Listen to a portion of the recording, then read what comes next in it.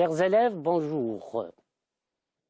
Les séances précédentes ont porté sur l'histoire, l'évolution, l'origine et la genèse de la notion d'un mot, d'une idée à travers les siècles.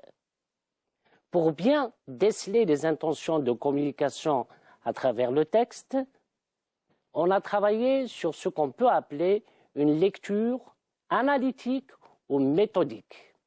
Cette lecture analytique et méthodique est conçue pour vous permettre de travailler le texte. À partir de ce dernier, vous serez dans l'obligation d'identifier, de repérer, d'analyser, d'interpréter les intentions de communication de l'auteur. Pour la séance d'aujourd'hui, nous allons travailler sur une évaluation type bac. Monsieur Bendine, découvrons ensemble le texte. Bonjour. La séance d'aujourd'hui porte sur une épreuve de type baccalauréat. Elle comporte deux parties. La première partie, c'est la compréhension de l'écrit. Deuxième partie, il s'agit d'une production écrite. Pour la compréhension écrite, nous avons 8 questions. La première question, relative au thème, à la nature du document que nous allons découvrir. Pour la première question, A, ce texte est un extrait d'une revue, d'un ouvrage, d'un article d'encyclopédie. Choisissez la bonne réponse. B, ce document traite de la faim dans le monde, du réchauffement climatique, de l'histoire de l'esclavage. Choisissez la bonne réponse. Monsieur Saïdi, quels sont les éléments dans le texte qui vont nous permettre de trouver des réponses? En observant le texte, nous pouvons repérer des éléments clés. Ces derniers sont porteurs de signification. Toujours dans une épreuve de bac, la première question concerne le thème et la référence, c'est-à-dire la présentation du document. À travers le texte, le thème récurrent est le mot esclavage. Ensuite, nous avons des indicateurs chronologiques, c'est-à-dire l'esclavage dès l'Antiquité, au Moyen-Âge, au XIXe siècle. On remarque aussi la référence, l'auteur et l'ouvrage. Monsieur Bendine, sur quoi porte la première question? Alors la réponse à la première question est: le texte présenté est un extrait d'une revue, l'Hebdo des Juniors, qui traite de l'histoire de l'esclavage. Monsieur Bendine, après avoir fait la présentation du texte et expliqué la thématique, quelle est la deuxième activité? Alors, la deuxième activité porte sur l'état des esclaves. Découvrons la question. Alors, la question 2, comment était considéré l'esclave? Monsieur Saïdi, quels sont les éléments du texte qui permettent d'avoir des réponses? Très bien. La seconde question s'articule sur le thème du texte, c'est-à-dire l'état de l'esclave, comment était cet esclave. Découvrons ensemble, à partir du texte, les éléments qui nous permettent de répondre à cette question. Le passage affiché vous permet de définir qu'est-ce qu'un esclave. En effet, les énoncés colorés permettent de manière précise de mettre l'accent sur l'état de l'esclave. Un esclave est un individu privé de liberté et soumis à l'autorité tyrannique d'une personne ou d'un État et les contraint au travail forcé. Monsieur Bendine, quelle réponse pouvons-nous reformuler pour cette deuxième activité? Alors la réponse attendue, l'esclave était considéré comme un individu privé de liberté et soumis à l'autorité tyrannique d'une personne ou d'un État. Ce dernier pouvait être acheté et revendu comme un objet. Monsieur Bendine, sur quoi porte la troisième activité? Alors, la troisième question porte sur l'origine des esclaves. Question 3. Quelle est l'origine des esclaves en Grèce, en Égypte et à Rome? De quelle race étaient-ils? Monsieur Saïdi, dans le texte, pouvons-nous trouver des éléments de réponse? En effet, après avoir défini ce qu'est un esclave comme étant un individu soumis, nous allons nous pencher sur le texte et identifier ensemble l'origine sociale de ces esclaves. Passons au texte.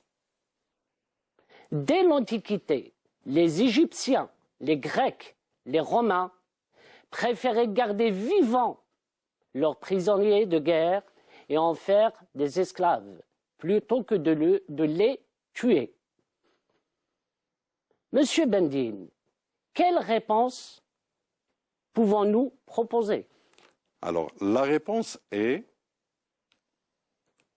dès l'Antiquité, les Égyptiens, les Grecs et les Romains préféraient garder leurs prisonniers de guerre pour en faire leurs esclaves. À l'époque, les esclaves étaient de race blanche. Monsieur Bendine, après avoir découvert la race blanche des esclaves, chez les Romains, chez les Grecs, Monsieur Bendine, est-ce que cette race, ou bien cette couleur de race, a changé avec les siècles? Et sur quoi porte la question? Alors, la question porte sur la relation entre l'état des esclaves et la conquête du Nouveau Monde. Question 4. Qu'est-ce que la conquête du Nouveau Monde a apporté comme type d'esclavage? Dans ce texte, existe-t-il des éléments de réponse? Effectivement, le texte nous renseigne sur un autre type de race des esclaves. Découvrons-le ensemble. Avec la conquête du Nouveau Monde, c'est-à-dire la découverte de l'Amérique par les Espagnols, les esclaves sont des Indiens d'Amérique, c'est-à-dire les habitants autochtones. De plus, la conquête de l'Afrique a permis de voir naître une autre race d'esclaves qui sont des Noirs. Monsieur Bendine, quelle est la réponse attendue? La réponse attendue est: si dans l'Antiquité les esclaves étaient de race blanche, avec la découverte et la conquête de l'Amérique, les esclaves étaient constitués en majorité de Noirs déportés d'Afrique, sans oublier les Indiens. Monsieur Bendine, au XIXe siècle, est-ce que l'esclavagisme a totalement disparu? Et sur quoi porte cette activité? La question qui suit porte justement sur le XIXe siècle. La question 5. Les esclaves au milieu du XIXe siècle étaient-ils toujours soumis? Quel a été l'aboutissement de leur lutte? Dans le texte, M. Saïdi, quels sont les éléments de réponse que nous pouvons découvrir? En observant le texte, on peut s'interroger. Est-ce que l'esclavagisme a totalement disparu? Qu'est-ce que les esclaves ont tenté de faire pour pouvoir s'affranchir? Découvrons le texte. Au XIXe siècle, la lutte contre l'esclavage est menée par les esclaves eux-mêmes et à travers tous les pays. Ils se révoltent. Un Français du nom de Victor Scholler contribue à faire adopter le 27 avril 1848 un décret sur l'abolition de l'esclavage. Quelques années plus tard, aux États-Unis, Abraham Lincoln a émancipé les esclaves en adoptant une loi qui fait de l'esclave un citoyen américain à part entière. Monsieur Bendine, quelle réponse pouvons-nous formuler à propos de cette question?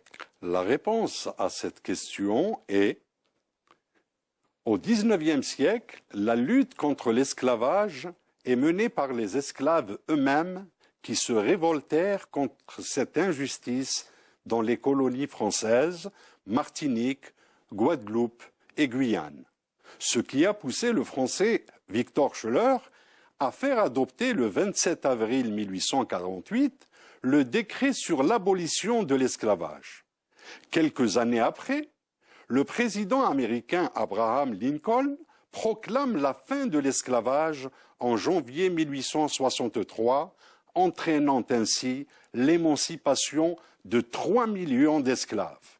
Les Noirs deviennent alors citoyens américains à part entière. Monsieur Bendine, après l'abolition de l'esclavage, y a-t-il une autre forme d'esclavage qui est née? Et sur quoi porte cette question? La question qui suit porte sur: l'esclavage est-il totalement aboli aujourd'hui? Dans le texte, M. Saïdi, quels sont les indices qui permettent des éléments de réponse?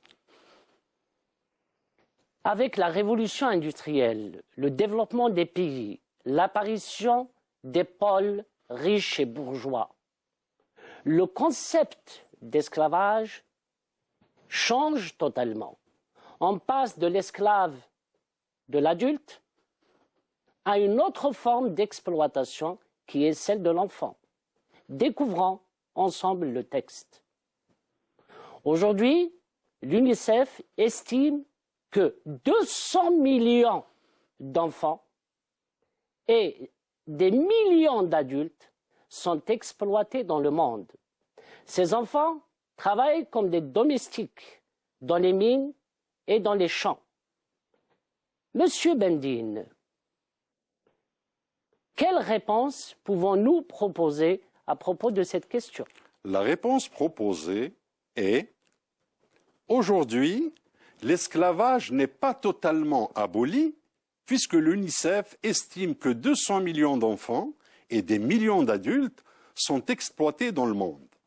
Cette institution internationale ajoute que les enfants innocents travaillent comme domestiques dans les mines et dans les champs afin de subvenir aux besoins des adultes.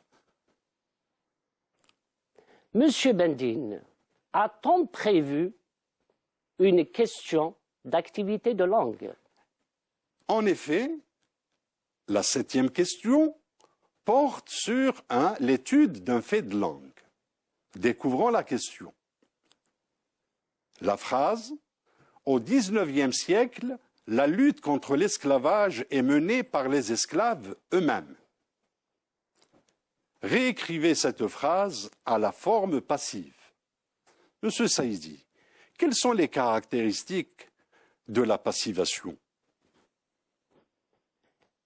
Parler de passivation, c'est plus faire de la transformation, c'est-à-dire le passage de la forme active à la forme passive. Découvrons ces cas. Le passage de la forme active à la forme passive se traduit par l'introduction de l'auxiliaire être au temps du verbe à la forme active et du participe passé du verbe.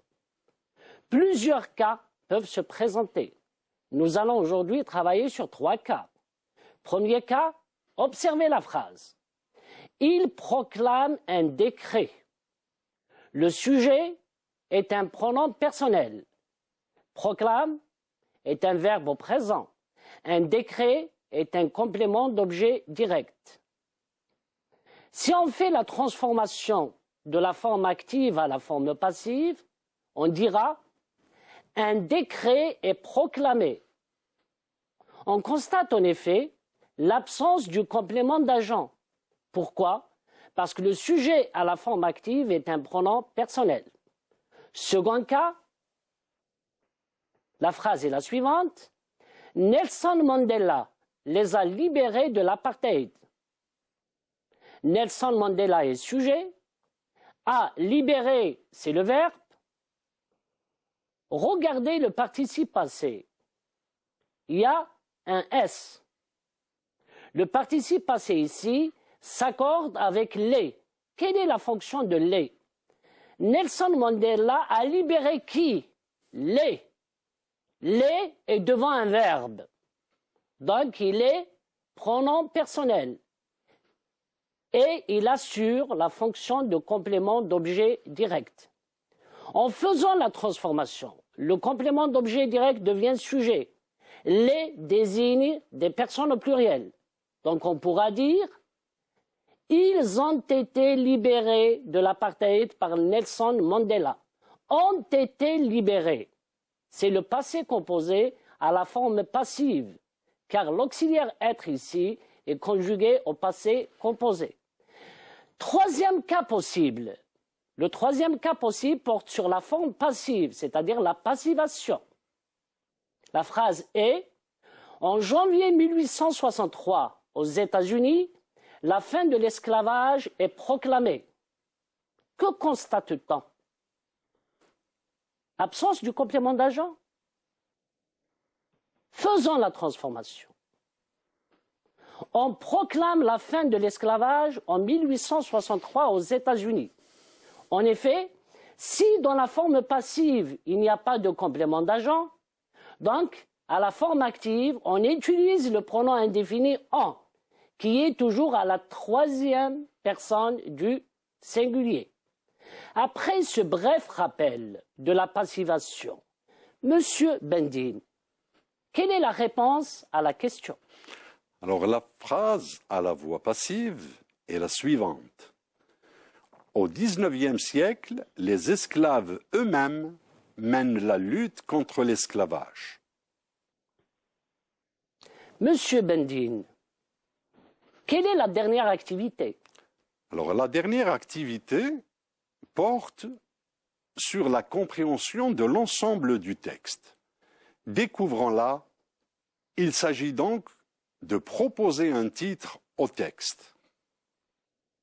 Nous constatons que le terme récurrent est l'esclavage à travers les siècles. On pourrait donc proposer comme titre la genèse de l'esclave. Il faut souligner aussi qu'il y a d'autres titres. L'esclavage à travers les siècles, l'histoire de l'esclavage, l'origine de l'esclavage. Donc on peut proposer différents textes. Monsieur Bendine, sur quoi porte le travail d'écriture? L'activité de l'écrit porte sur une production. Pour cela, nous avons deux sujets à traiter au choix. Le sujet 1, dans le cadre d'un débat sur l'esclavage organisé par votre professeur à la fin du projet, rédigez un compte-rendu du texte étudié. Sujet 2, partagez-vous l'idée qu'aujourd'hui, l'exploitation des enfants constitue une nouvelle forme d'esclavage? Rédigez un texte dans lequel vous développerez votre point de vue. Il s'agit ici de choisir un sujet et nous avons choisi pour cela le compte-rendu. Monsieur Saïdi, quel compte-rendu pouvons-nous proposer aux élèves? De ce fait, toutes les questions de compréhension tendent à rendre compte de la pensée de l'auteur, c'est-à-dire à rédiger un compte-rendu, découvrant ensemble un compte-rendu possible que nous avons préparé pour vous.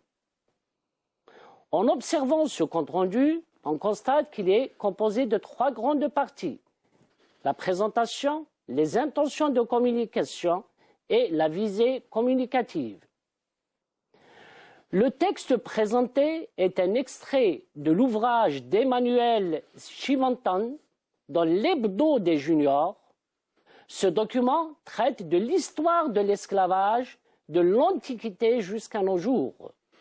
L'auteur définit l'esclave comme étant un être privé de liberté et totalement soumis à son maître, tout en expliquant que ce phénomène date depuis l'Antiquité. Chivantan fait aussi remarquer que l'esclavage s'intensifie après la découverte de l'Amérique et la conquête du Nouveau Monde par les pays colonisateurs, principalement les pays d'Europe. En outre, l'écrivain précise que les premiers esclaves d'Amérique étaient constitués d'Indiens, les autochtones, et de Noirs achetés en Afrique lors de la traite des Noirs. L'énonciateur fait savoir par ailleurs que la lutte contre ce fléau est menée par les esclaves eux-mêmes, qui se révoltèrent contre les colonisateurs. La rédactrice conclut que l'abolition de l'esclavage a été l'œuvre du Français Scholler, qui réussit à faire adopter le décret en 1848. Elle met aussi en exergue la volonté du président américain Abraham Lincoln, qui mit fin à l'esclavage en 1863. À travers ce document, l'historienne, tout en attirant l'attention des responsables sur une nouvelle forme de ce fléau, l'exploitation des enfants dans le monde, dénonce la traite des mineurs employés dans les travaux forcés. Monsieur Bendine, sur quoi peut-on conclure?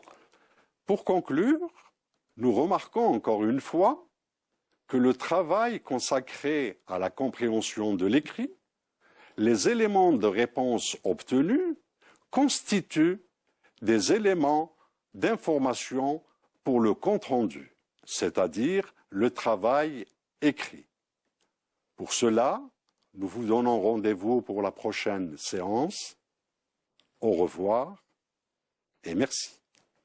Au revoir et à la prochaine séance.